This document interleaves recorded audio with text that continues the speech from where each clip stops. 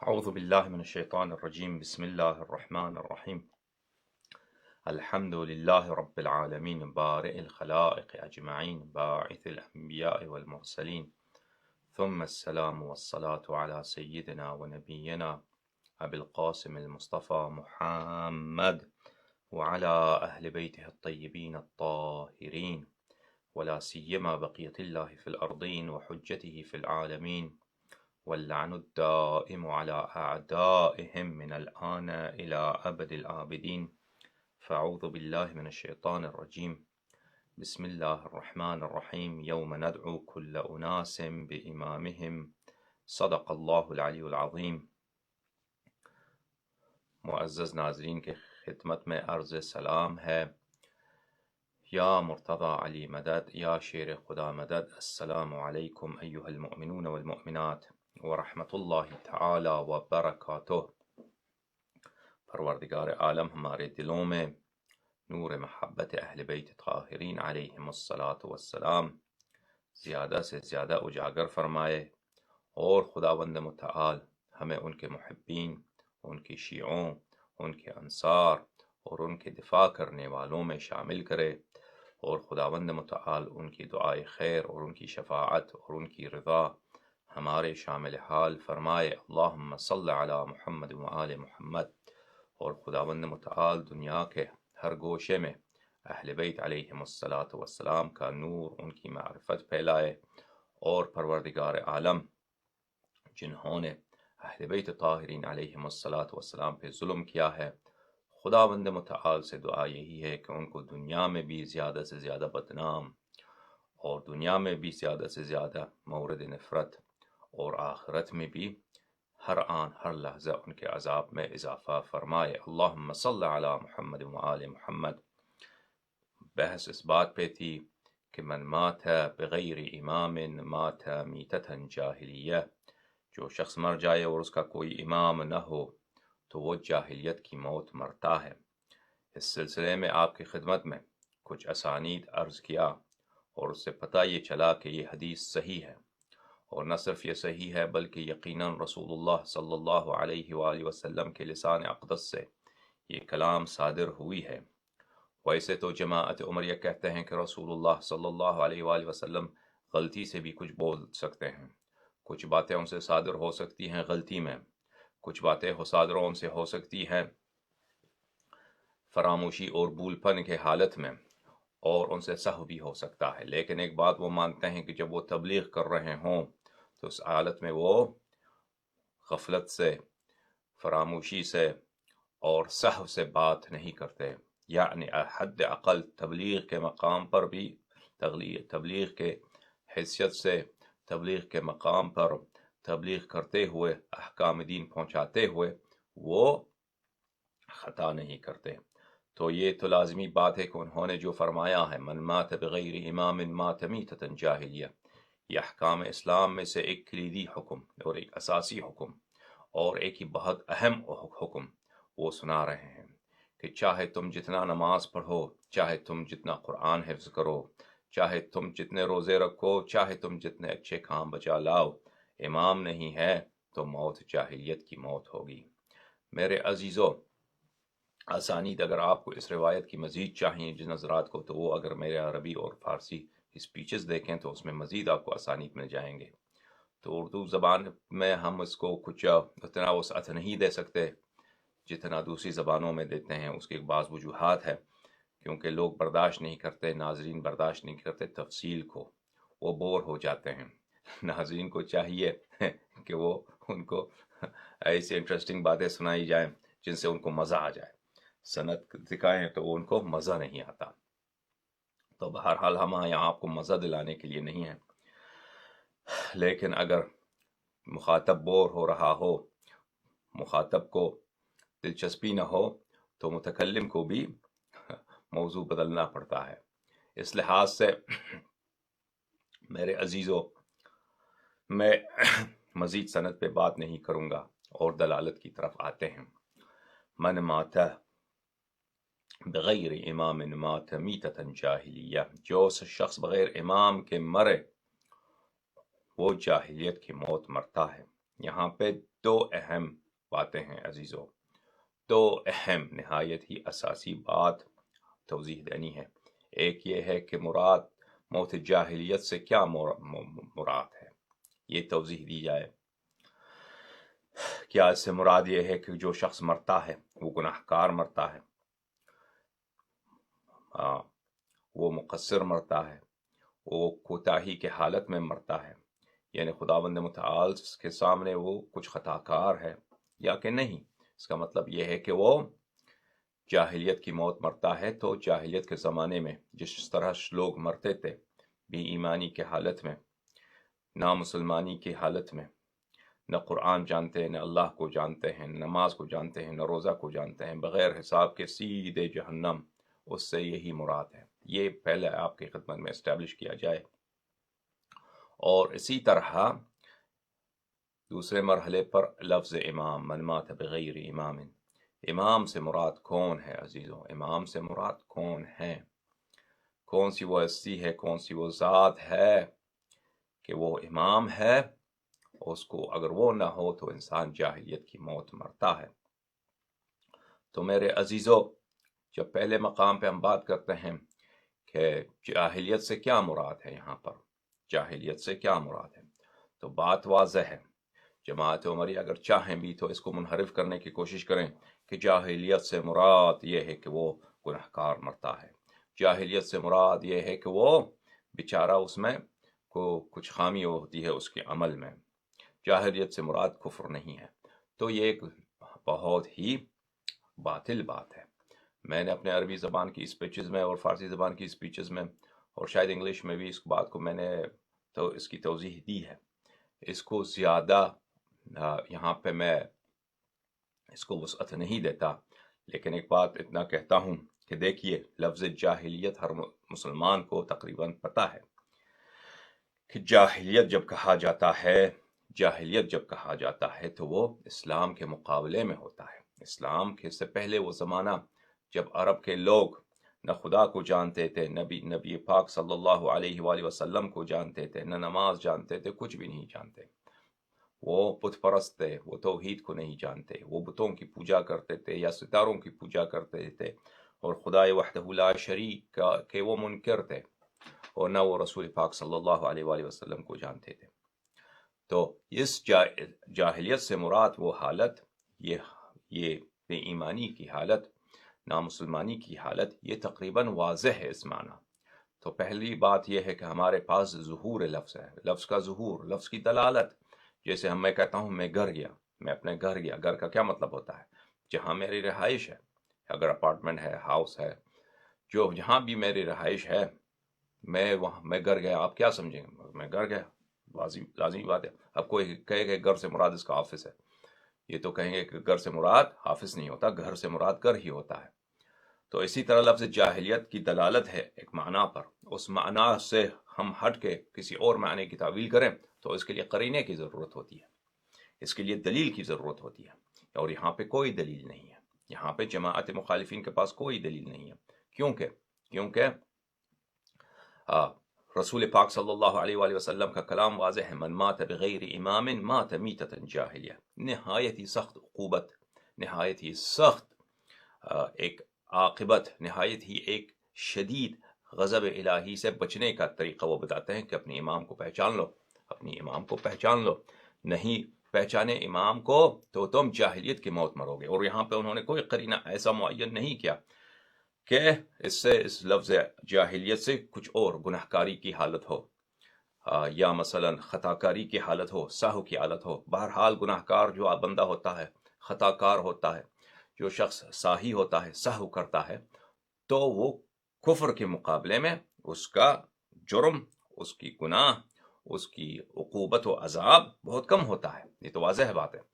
لیکن رسول پاک صلی اللہ علیہ وآلہ وسلم کے کلام پاک میں یہاں پر کوئی ایسا قرینہ نہیں ہے، بلکہ بالعکس ہمارے پاس قرائن بہت زیادہ ہیں، چہ قرائن متصلہ چہ قرائن منفصلہ، کہ رسول اللہ صلی اللہ علیہ وآلہ وسلم نے جو فرمایا ہے کہ من مات بغیر امام مات میتۃ جاہلیہ، اس لفظ جاہلیت سے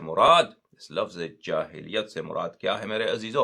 اس لفظ جاہلیت سے مراد وہی ہے جو ہم مسلمان جانتے ہیں کہ اسلام سے پہلے جاہلیت کا زمانہ تھا، یعنی کفر و الحاد کا زمانہ تھا. وہ کون سے قرائن ہیں عزیزو؟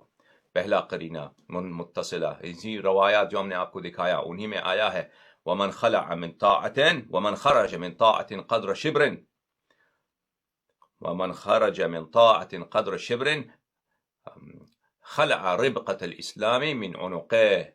جو شخص طاعت امام سے ایک شبر، ایک بالش کے برابر، کچھ انچوں کے برابر، کچھ ایک ہاتھ کے برابر، بالش بولتے ہیں یہاں سے یہاں تک کو، اس کے برابر نکل جائے تو اس نے اسلام کی رسی کو اپنے گردن سے باہر پھینک دیا ہے. تو وہ اسلام کے رسی کو اپنے گردن سے جو باہر پھینکتا ہے، یعنی مسلمانی کا لبادہ، اسلام کا لباس اپنے بدن سے اتارتا ہے، تو وہ کفر ہی تو رہ جاتا ہے. اگلا قرینہ ہم آپ کو بتاتے ہیں. رسول اللہ صلی اللہ علیہ وآلہ وسلم نے فرمایا کہ ستفترق امتی الى 73 فرقہ کلہم فی النار الا فرقہ. میری امت 73 فرقوں میں بٹے گی، 73 فرقوں میں بٹے گی، اور سب فرقے اہل جہنم، اہل عذاب الہی، خالدین فی النار، الا ایک فرقہ جو اہل نجات ہے. تو اس سے بھی پتہ چلا کہ امت میں ایسے لوگ بہت سارے ہوں گے جو سیدھا ابو لہب و ابو جہل کی طرح جہنم جائیں گے. تو میرے عزیزو، رسول اللہ صلی اللہ علیہ وآلہ وسلم، ہمارے پاس قرائن متصلہ، قرائن منفصلہ موجود ہیں. دلالت لفظ موجود ہے کہ جاہلیت سے مراد وہی ہے جو بتایا گیا ہے. کچھ جماعت عمریہ کے اکابر نے یہاں پہ کوشش کی ہے کہ جاہلیت سے مراد یہ لیا جائے کہ من مات بغیر امام، جو شخص بغیر امام کے مرتا ہے، مات میتۃ جاہلیہ، جاہلیت کی موت مرتا ہے، بغیر امام کے مرتا ہے، جاہلیت کی موت مرتا ہے. انہوں نے یہ کہا کہ جاہلیت کے زمانے میں لوگوں کے پاس امام نہیں ہوتے تھے، پیشوا نہیں ہوتے تھے، اور وہاں پہ ہرج و مرج کی حالت تھی، عرب میں ہرج و مرج کی حالت تھی، لوگوں کے پیشوا نہیں ہوتے تھے. تو اس لیے رسول اللہ صلی اللہ علیہ وآلہ وسلم نے تشبیہ دی ہے. اس سے مراد کفر و الحاد نہیں ہے، ضلال و نفاق نہیں ہے. اس سے مراد یہ ہے کہ انسان جو بغیر امام کے مرتا ہے، جیسے کہ جاہلیت کے لوگ بغیر امام کے مرتے تھے، وہ بھی بغیر امام کے مرتا ہے. مراد یہ ہے، اس سے کفر کا کیا تعلق؟ اور یہ ایک بہت ہی جھوٹی بات ہے میرے عزیزوں. آپ میرا عربی فارسی انگلش کے سپیچز کو دیکھیں، وہاں پہ میں نے آپ کو کچھ بہت سارے ریفرنسز بالخصوص عربی میں نے آپ کی خدمت میں پیش کیے ہیں کہ یہ نہیں ہے کہ جاہلیت کے زمانے میں لوگوں کے پاس قائدین نہیں ہوتے تھے، قیادت ہوتی تھی. ہر قبیلے کا شیخ اس قبیلے کا رہنما ہوتا تھا. شیخ سے مراد کیا ہے؟ پرنس. شیخ سے مراد کیا ہے؟ رولر. شیخ سے مراد کیا ہے؟ قائد. شیخ سے مراد کیا ہے؟ رہبر و رہنما. اور مکہ مکرمہ میں اسی طرح مکہ مکرمہ میں بنو ہاشم جو تھے وہ کیا تھے؟ مکہ کے سردار تھے. حضرت ابو طالب علیہ السلام مکہ کے سردار تھے، اور بعد انہی کے حکم سے ہوتا تھا. ان سے پہلے حضرت عبد المطلب تھے سلام اللہ علیہ. ان سے پہلے رسول پاک صلی اللہ علیہ وآلہ وسلم کے آباء و اجداد تھے. اور اسی طرح ہر قبیلے میں وہ قبیلے کا جو سردار تھا، اگر کوئی کسی سے جنگ ہوتی تو اسی کے حکم سے ہوتا تھا. اگر جب تک وہ نہیں کہتا، جب تک وہ جھنڈا اٹھاتا نہیں تھا، جب تک وہ حکم نہیں دیتا، کسی سے جنگ نہیں ہوتا تھا.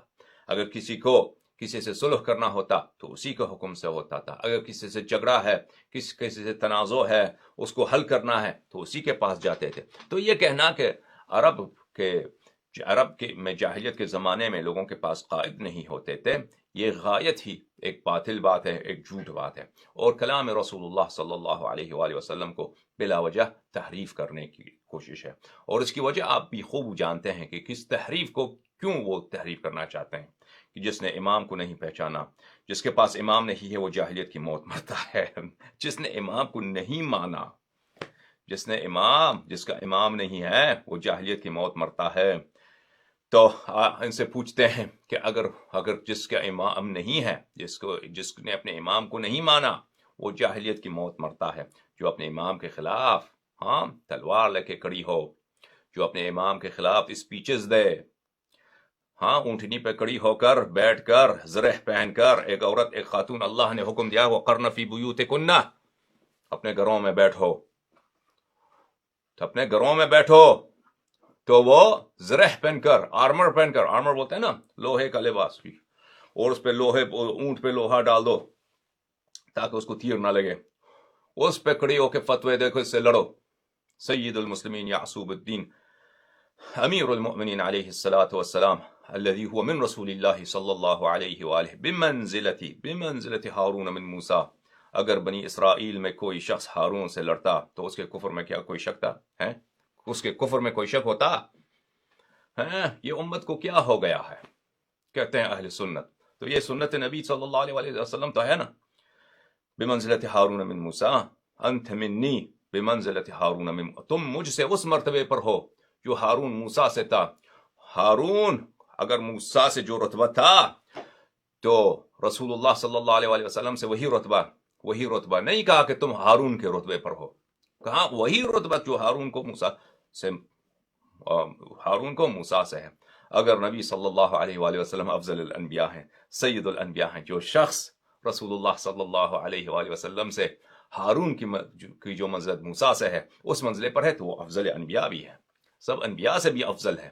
اور یہ بات ہم انشاءاللہ تبارک و تعالیٰ کبھی خدمت میں، آپ کی خدمت میں، ایک تو سمندر ہے حدیث منزلت، ایک بے کران سمندر ہے جو ایک لا ساحل سمندر ہے فضائل سید المسلمین یعصوب الدین قائد الغر المحجلین امیر المؤمنین علیہ الصلاۃ والسلام، کہ اگر ہم وہ بتائیں آپ کو خدمت میں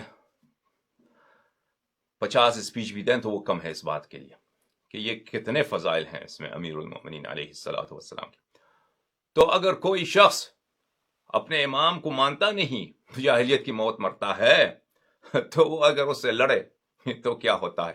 تو میرے عزیزو، تو مجبورین کے ہمیں پتہ ہے، جنہوں نے ائمہ طاہرین علیہم الصلاۃ والسلام کو چھوڑ کر کچھ باغیوں، کچھ جھوٹوں، کچھ گناہ کاروں ان کی اتباع کرنے کی کوشش کی اور کہا کہ یہ ہمارے امام ہے، تو ان کو ہر جگہ پر مخالفت کلام رسول صلی اللہ علیہ وآلہ وسلم کرنا پڑتا ہے.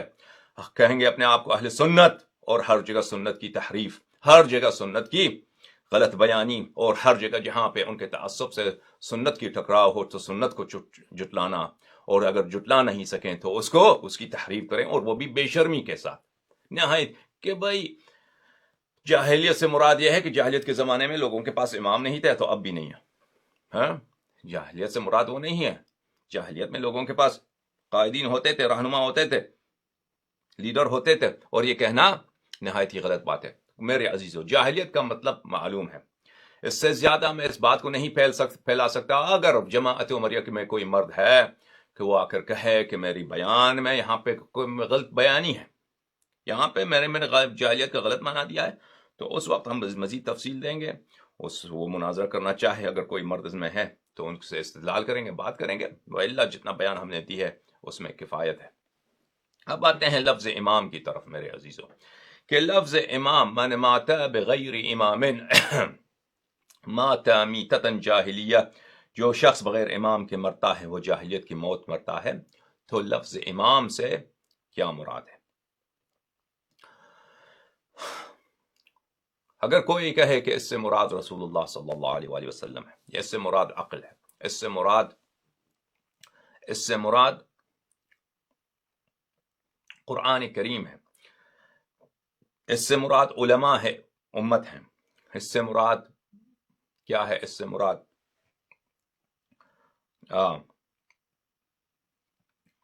آپ کی خدمت میں عرض کریں، اس سے مراد امام پیش نماز کا، امام کا جو ہوتا ہے وہ ہے.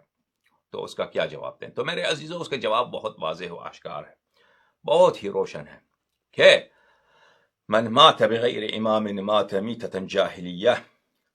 یہ انہوں نے خود روایت کی ہے، روایت صحیح مسلم میں بھی ہے، میں نے آپ کو دکھایا ہے، دوبارہ دکھانے کی ضرورت نہیں ہے، کہ عبداللہ ابن عمر اس روایت کو کہاں پڑھتا تھا؟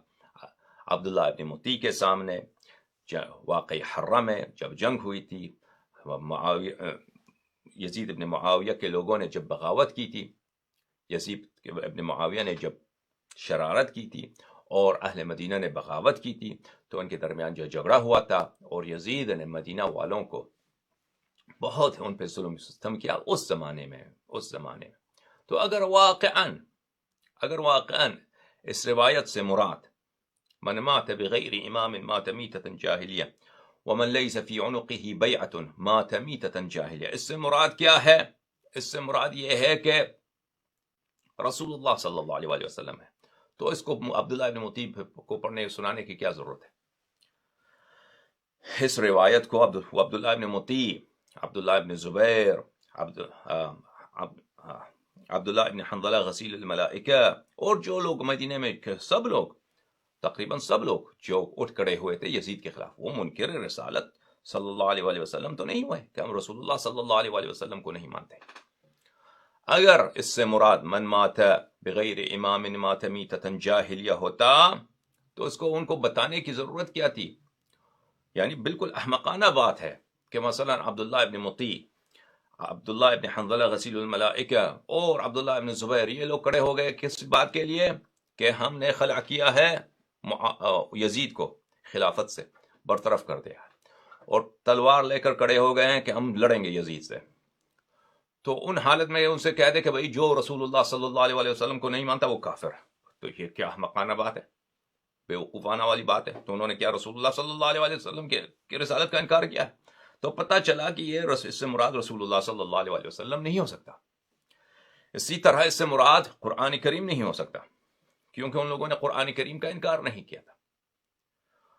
سب صحابہ ہیں، سب تابعین ہیں، عبداللہ ابن عمر جماعت عمریہ کے نزدیک ایک جلیل القدر صحابی ہیں، اور ان کافی علم ہے ان کے پاس ان کے نزدیک، تو کیا ان میں سے وہ لوگ مدینے والے قرآن کے منکر ہوئے تھے؟ قرآن کے بھی منکر نہیں ہوئے تھے۔ تو اس سے کیا عقل مراد ہے میرے عزیزوں؟ کیا مدینہ والوں کو عبداللہ ابن عمر سنا رہا ہے کہ تم اگر امام کے بغیر مرو تو جاہلیت کی موت مرتے ہو؟ یعنی تم قرآن کے بغیر مرو تو تم جاہلیت کی موت مرتے ہو۔ تو کیا وہ قرآن کے منکر ہوئے تھے؟ قرآن کے بھی منکر نہیں ہوئے تھے۔ لفظ امام واضح و آشکار ہے، لفظ امام سے مراد کون ہے؟ من مات بغیر امام مات میتۃ جاہلیہ، بغیر امام کے مرے، بغیر امام کے مرے وہ جاہلیت کی موت مرتا ہے۔ نہ اس سے امام سے مراد عقل ہے، نہ امام سے مراد قرآن ہے، نہ امام سے مراد یہاں پر رسول اللہ صلی اللہ علیہ وسلم ہے۔ اور اس سے مراد علماء امت بھی نہیں ہے، کیونکہ عبداللہ ابن مطیع اور وہ سب عالم لوگ تھے، وہ جاہل تھوڑی تھے کہ عبداللہ ابن عمر ان کو آ کے سنا رہے ہیں کہ تم اگر بغیر کسی عالم کے، بغیر کسی مسئلہ مفسر قرآن کے مرو تو تم جاہلیت کی موت مرتے ہو۔ یہ بھی معلوم نہیں ہے۔ اور اسی طرح اس سے مراد پیش نماز بھی نہیں ہے، اس سے مراد پیش نماز بھی نہیں ہے۔ تو پتہ چلے یہ سب نہیں ہے۔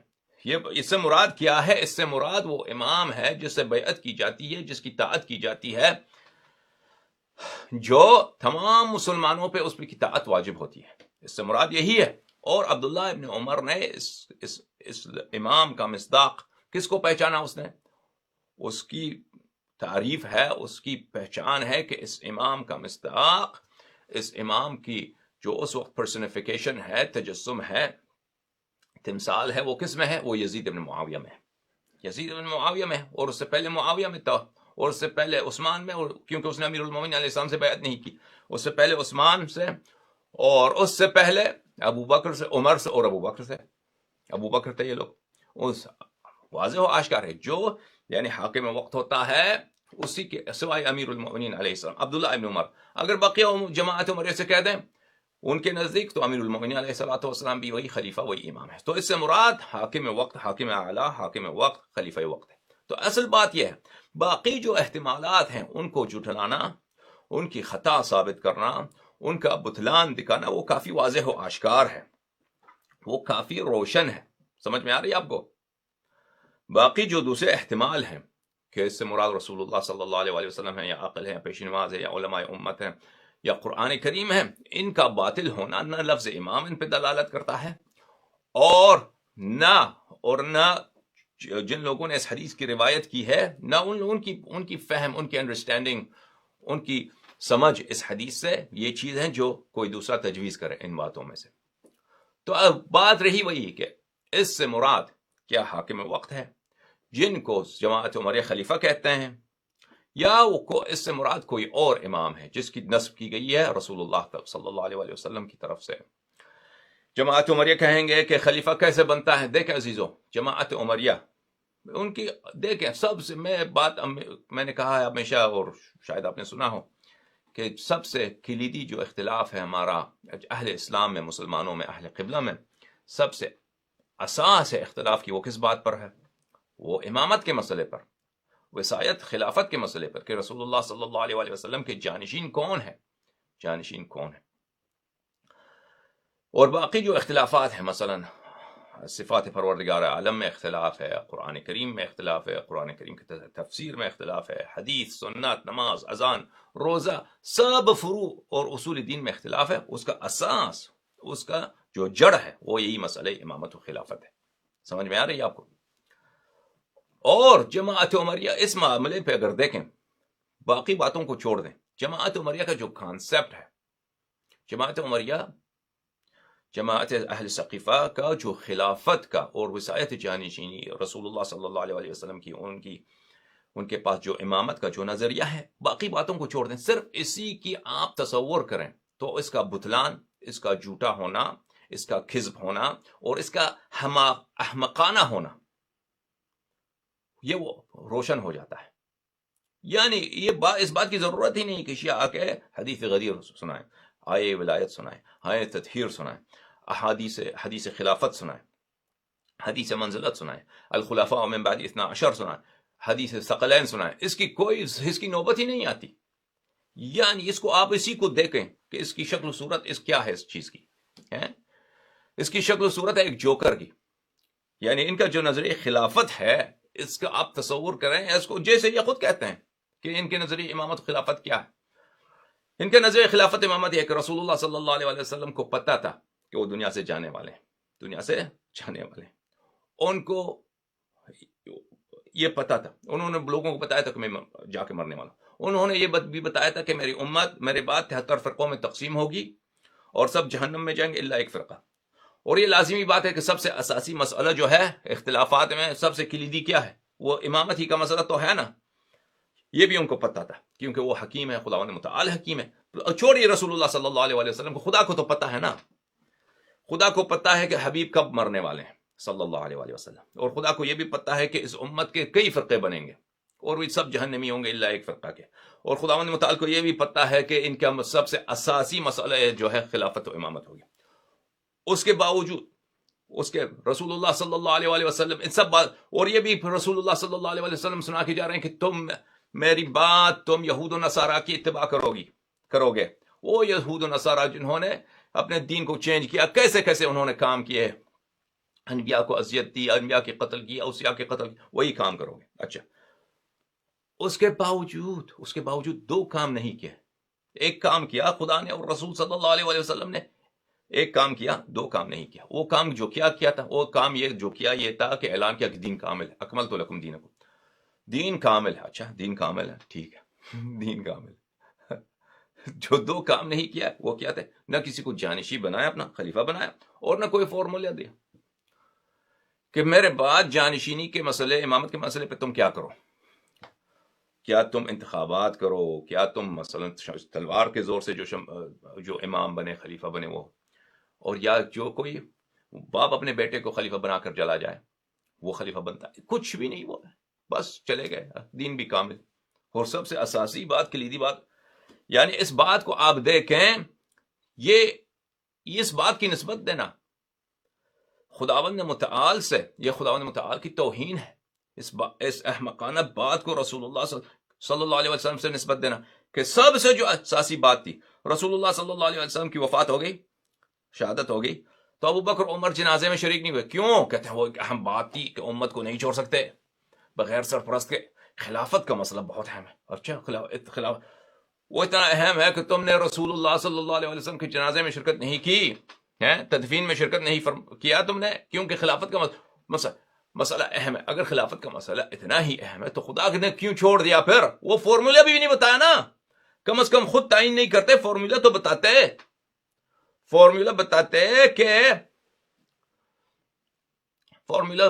کہ بھائی اس فارمولے کے تحت تم اپنا خلیفہ بناؤ، یا جو خلیفہ بنتا ہے اس طریقے سے وہ خلیفہ بنے۔ اب کوئی کہے کہ انہوں نے تجویز دی تھی کہ ابو بکر، مثلا اشارے کیے تھے، جو نص خفی بولتا ہے نا ابن تیمیہ، نص خفی۔ اگر واقعا رسول اللہ صلی اللہ علیہ وسلم نے، چلے مان لیا نص خفی تھا، اس نے ابو بکر کے بعد لوگ کیا کرتے ہیں؟ وہ ابو بکر تو 18 مہینے زندہ رہا ہے، اس کے بعد کیوں فارمولا نہیں بنا؟ اس کے بعد امت سر پہ کیا خاک مرتا؟ پہلی بات تو یہ ہے، اگر نص خفی تھا ابو بکر پر تو عمر نے کیوں کہا ہاں انما بیعت ابی بکر كانت فلتہ فمن عاد الى مثلها فاقتلوه. بیعت ابو بکر فلتہ تھا. فلتہ کا لفظی معنی یہ خطا. بیعت ابو بکر ایک خطا تھا، غلطی سے ہوئی ہے. ابو بکر ایک خطا. چلو وہ کہتے ہیں کہ نہیں خطا نہیں ہے، وہ ہزار دلیل لائیں گے. ہمارے پاس دلیل ہے کہ اس کا لفظ معنی خطا ہے، لیکن ہم مان لیا خطا نہیں ہے. کم از کم اتنا تو کہتے ہو کہ یہ ایک اچانک والی بات، بغیر سوچے سمجھے والی بات تھی، پلاننگ کے بغیر سوچے سمجھے والی بات تھی. یہ تو بخاری میں بھی ہے، مسلم میں بھی ہے کہ یہ ایک اچانک بات تھی، ان ایکسپیکٹڈ. ابو بکر سے بیعت ہو گئی. اگر واقعاً رسول اللہ صلی اللہ علیہ وسلم کے پاس وہ بہت عزیز تھا، تجویز دیا تھا، تو کیوں عمر نے کہا کہ یہ فلتا ہے؟ عزیزوں میں بہت دور چلا گیا. جماعت عمریہ کے نظریے خلافت احمقانہ ہے، اور یہ اس کا تصور کرنا ہی اس کے بطلان کو ثابت کرتا ہے، کیونکہ وہ کہتے ہیں خلیفت 3 طریقوں سے بنتا ہے. یا تو شورا کے ذریعے، بیعت کے ذریعے، ایک شخص بھی بیعت کرے تو خلیفہ بنتا ہے، یا کم از کم اہل حل و عقد بیعت کریں. دوسرا یہ ہے کہ کوئی اپنے بیٹے کو یا پہلا خلیفہ کی اپنے بھائی کو، اپنے دوست کو، کسی کو بھی، اپنے بھتیجے کو خلیفہ بنا کر جائے، وہ خلیفہ بنتا ہے. اور تیسرا یہ کہ تلوار کے ذریعے سے، تلوار کے جو زور کے ذریعے سے، وہ چاہے فاسق ہی کیوں نہ ہو، تلوار کے ذریعے سے امت پہ اگر غالب ہو جائے وہ تو خلیفہ بنتا ہے. تو اس بات کو دیکھیے کہ اور یہ 3 طریقے کہ ان میں سے کسی نے ایک نے بھی رسول اللہ صلی اللہ علیہ وسلم نے بتا کے نہیں گیا ہے، خود بنایا ہے انہوں نے. کیونکہ ان کے خلفاء جو بنتے گئے ہیں اسی 3 طریقوں سے بنے ہیں. یا کسی نے ان سے بیعت کی ہے، ایک آدمی نے بیعت کیا، 2 آدمی، چلو کہتے ہیں دوسرے جو نے اختلاف کیے وہ ان کے اختلاف کی کوئی اہم ویلیو نہیں ہے، سب کی بیعت کی ضرورت نہیں ہوتی. دوسرا یہ ہے کہ بھائی کوئی اپنے بات وسیع بنا کر چلا جائے، خلیفہ بنا کر جائے، جیسے ابو بکر نے عمر کو بنایا. یا تیسرا یہ ہے کہ تلوار کے زور سے جو مثلا بنی عباس آ گئے، بنی امیہ کو انہوں نے ساقط کر دیا، تلوار کے زور سے خلیفہ بن گئے، ختم بات. یا عبد الملک ابن مروان نے عبداللہ ابن زبیر کو قتل کرایا، مکے کو تباہ کیا، کعبے کو جلایا، وہ خلیفہ بن گیا زور سے. تو یہ اور اس کی نسبت دینا ایک ایسا نظریہ، اسلام دین کامل ہے اور اتنا اساسی مسئلہ، اس تینوں مسئلے پہ ایک پہ بھی نہ حدیث نہ آیت نہ روایت، کچھ بھی نہیں، اپنے آپ سے بنانا. تو اس کا تصور کرنا ان کے تم لوگوں نے خود بنایا، کیسے ہو سکتا ہے کہ اسلام دین کامل ہو اور اللہ کی جانب سے اس مسئلے پہ کوئی حکم نہ ہو؟ اگر یا تو اسلام دین ناقص ہے کہ تم اپنے آپ سے بناتے جا رہے ہو احکام، اس کو اٹیچ کرتے جا رہے ہو کہ یہ اسلام کا حکم ہے، یا اگر اسلام دین ناقص ہے تو پھر خدا ہی جھوٹا، قرآن ہی جھوٹا، الیوم اکملت لکم دینکم جھوٹا. مسلمان رہنے کی فائدہ کیا ہے جب اسلام ہے ہی جھوٹ؟ نستجیر باللہ، تو مسلمان رہنے کا فائدہ کیا؟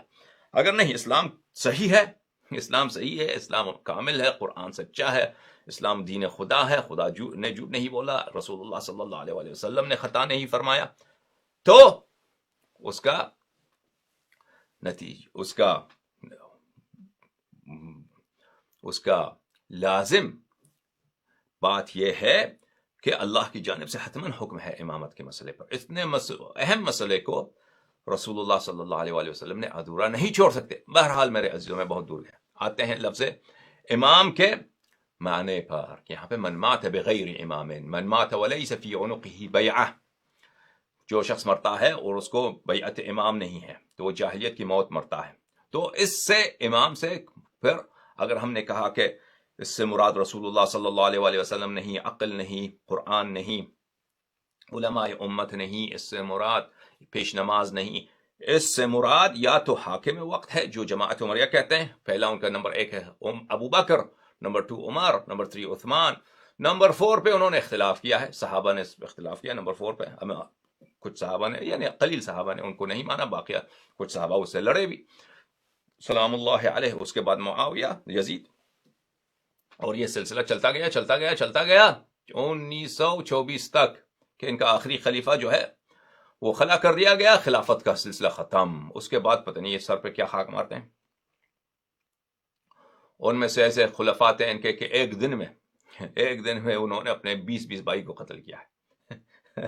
ان میں ایسے خلفاء تھے کہ ایک دن میں خلافت عثمانیہ میں کچھ ایسے لوگ ان کے سلسلہ جو چلتا تھا نا خلافت عثمانیہ میں جو ترکی میں تھے کہ وہ بھائیوں کا آپس میں لڑائی بہت ہوتا تھا خلافت کے مسئلے پر، حکومت کے مسئلے پر. تو یہ ہوتا تھا کہ وہ جو شخص والد کے مرنے کے بعد وہ حکومت پہ قبضہ ہوتا تو اگر اس کا بیٹا کوئی ہوتا تو ٹھیک ہے، فوراً اسی دن سب اپنے بھائیوں کو قتل کرتا تھا. اگر اس کا کوئی بھائی بیٹا نہیں ہوتا تو سب بھائیوں کو وہ ایک جگہ وہ رکھتا، ایک جگہ یعنی جیل میں زندہ میں اس کو رکھتے وہ، اور جب تک اس کے ہاں بیٹا ہوتا. اسی دن جب بیٹا پیدا ہوتا سب بھائی کو ایک جگہ ہو، کیونکہ خلافت پہ وہ کیا نہ ہو، جھگڑا نہ ہو، اپنے بھائیوں کو ایک ہی دن. مثلا بعض دن میں سے خلفاء گزرے کہ ایک دن میں، اب عام لوگوں کو چھوڑیے، اپنے 20 بھائیوں کو ایک دن میں انہوں نے قتل کیا. جیسے اورنگزیب عالمگیر نے ہندوستان میں اپنے کتنے دارا شکوہ اپنے کتنے بھائیوں کو، خسرو پناہ کیا نام تھا اس کے بھائی کا، کہ اپنے 3-4 بھائیوں کو اس نے قتل کیا. بہرحال میرے عزیزو، کیا اس لفظ امام سے مراد خلیفہ ہے؟ مثلا ابو بکر اور ان کے مقابلے میں ہم جیسے شیعہ کہتے ہیں کہ اہل بیت طاہرین علیہم السلام جو خدا کی جانب سے منسوب ہے. تو اصل بات یہاں پہ پہنچے ہیں، تو اس بات کو میں ابھی شروع نہیں کر سکتا، تو اس بات کو انشاءاللہ کل سے شروع کریں گے، اس بات مسئلے پہ استدلال کرنا کہ کیا واقعاً جماعت عمریہ ہی کے کتب سے، انہی کے احادیث اور روایات و آیت قرآن کی روح سے من مات بغیر امام مات میتۃ جاہلیہ، اس سے مراد وہی جو سلسلہ خلافت یہ کہتے ہیں، اس امام سے مراد وہی ہے، یا اس امام سے مراد جیسے ہم شیعہ کہتے ہیں وہ امام ہے جو خدا کی جانب سے منسوب ہیں اور جو رسول اللہ صلی اللہ علیہ وآلہ وسلم کے اوصیاء ہیں، جن کا سینہ اسرار خزائن اللہ ہے، جن کا علم خدا کی جانب سے ہے، رسول اللہ صلی اللہ علیہ وآلہ وسلم کی جانب سے ہے، اور جو تمام انبیاء پر افضل ہیں، جو حضرت موسیٰ، حضرت عیسیٰ، سب انبیاء کو ملائیں سوائے رسول اللہ صلی اللہ علیہ وآلہ وسلم کے، وہ ہمارے ہر امام سے کمتر ہیں، ہمارے ہر امام سے ان کا رتبہ ادنا ہے. جیسے ہم کہتے ہیں اس مراد، اس سے کیا ہے، اس سے مراد یہ انشاءاللہ کل ہم آپ کی خدمت میں عرض کرنا شروع کر دیں گے، اور اس کے دلائل ہمارے پاس اتنے دلائل ہیں، اور سبحان اللہ اتنے دلائل بے حساب ہیں کہ آپ انشاءاللہ آپ کو آپ کے ایمان میں فروغ حاصل ہو. اللہم صل علی محمد وآل محمد، اللہم کن لولیک الحجة ابن الحسن صلواتک علیہ وعلی آبائہ فی هذه الساعة وفی کل ساعة ولیا وحافظا وقائدا وناصرا ودليلا وعينا حتى تسكنه أرضك طوعا وتمتعه فيها طويلا. اللهم صل على محمد وآل محمد.